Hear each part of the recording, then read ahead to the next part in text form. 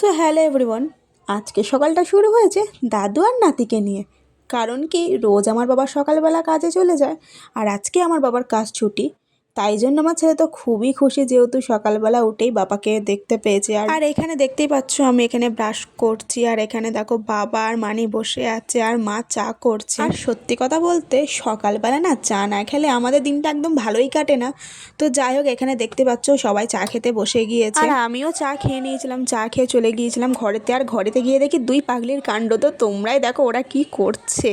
তো তারপরেই চলে গিয়েছিলাম ছাদে জামা কাপড় মেলতে। কারণ কি, তোমাদেরকে আমি বলেছিলাম যে শীতকালে আমাদের ছাদে খুব একটা রোদ থাকে না, তো ওই জন্য চলে গিয়েছিলাম জামা কাপড় মিলতে। কারণ কি, বাবুর তো জামা কাপড় শুকাতেই হবে, যেহেতু শীতকাল। আর শীতকালে না ও একটু একটা ছাড়া একটা তো ভেজাতেই থাকে সব সময়ের জন্য, আর ওই জন্যই কি ওর জামা তো তাড়াতাড়ি কেচে আমরা মেলে দিই। আর তো আমার ভিডিওটা এই পর্যন্ত, আশা করি তোমাদের ভালো লাগবে। আর ভালো লাগলে প্লিজ একটা লাইক করা, সাবস্ক্রাইব করতে ভুলো না কিন্তু।